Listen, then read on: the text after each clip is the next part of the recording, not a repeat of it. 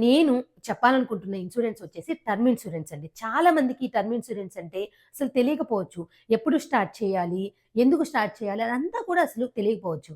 But term insurance అనేది చాలా important అండి. ఇప్పుడు మనం వేరే వేరే దేశాల్లో ఉండొచ్చు. ఓకేనా? ఎక్కడ ఎక్కడ ఏం జరుగుతుందో తెలీదు. సడెన్‌గా మనం ఏమవుతామో తెలీదు. బట్ మన మీద డిపెండ్ అయిన వాళ్ళకి ఫైనాన్షియల్‌గా మనం సపోర్ట్ ఇవ్వాలి. మనకి ఏమైనా సరే సపోర్ట్ ఇవ్వాలి అంటే టర్మ్ ఇన్సూరెన్స్ అనేది కంపల్సరీ తీసుకోవాలి.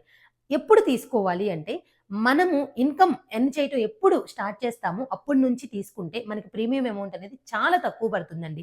ఎందుకు తక్కువ పడుతుందనేది చాలా మంది డౌట్.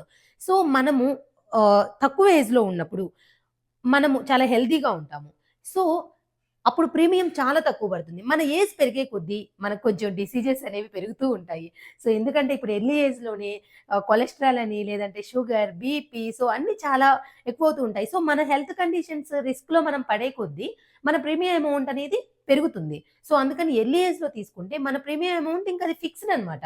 మనకి తర్వాత వన్స్ మనము టర్మ్ ఇన్స్యూరెన్స్ స్టార్ట్ చేసిన తర్వాత మన హెల్త్ పాడైనా సరే ప్రీమియం అమౌంట్ అనేది అసలు చేంజ్ అవ్వదు.